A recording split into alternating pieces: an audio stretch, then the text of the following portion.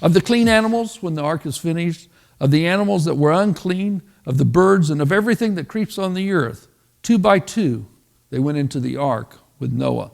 There's not a fear of man at this point.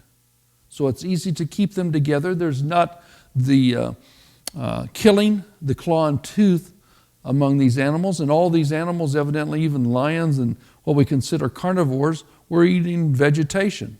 They're omnivores, so they can live on that. So all of these are gathered in the ark, 2 by 2. In the 600th year of Noah's life, on that day, all the fountains of the deep were broken up, and the windows of the heavens were opened. Noah entered this ark. It had a door on the side. He didn't have a way to close it, so God closes the door, seals it up, and then the fountains of the deep burst forth, and the windows of the heavens were opened. So this picture shows the windows of the heavens opening up. Lightning storms begin. They've never seen that before. And on that day, the fountains of the deep burst forth. This is a picture of modern times in a tsunami of people running to get away from the water that's coming upon them. That was in Genesis 7:11. Now the flood was on the earth 40 days. In other words, the most violent part of this thing of the fountains of the deep bursting forth and the windows of the heaven lasts 40 days. This is in Genesis 7:17.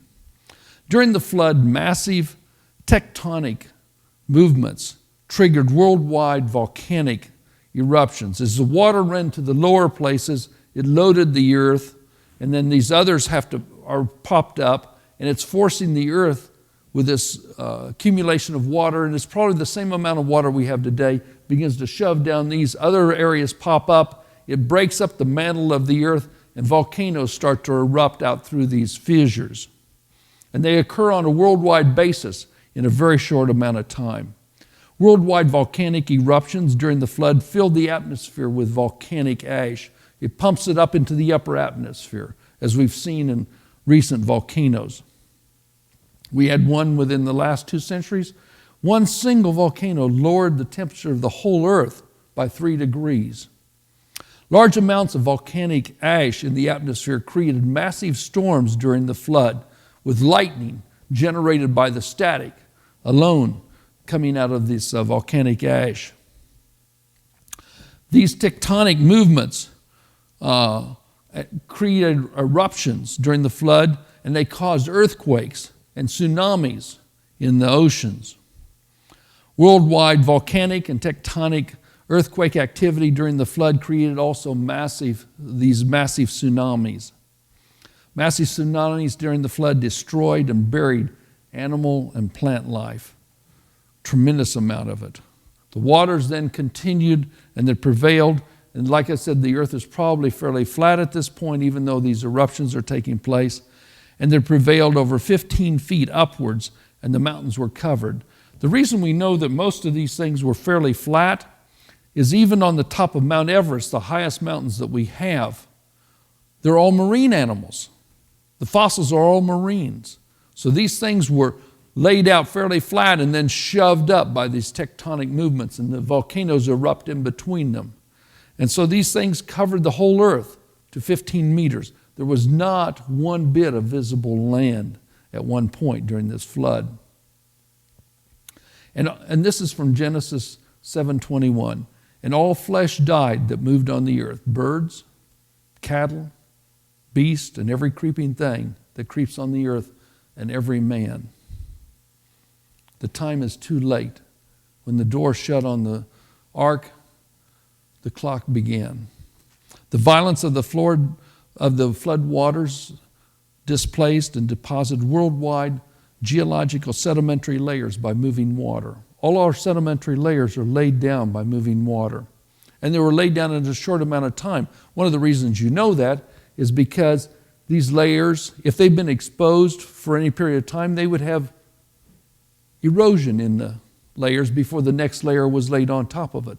These have no erosion marks.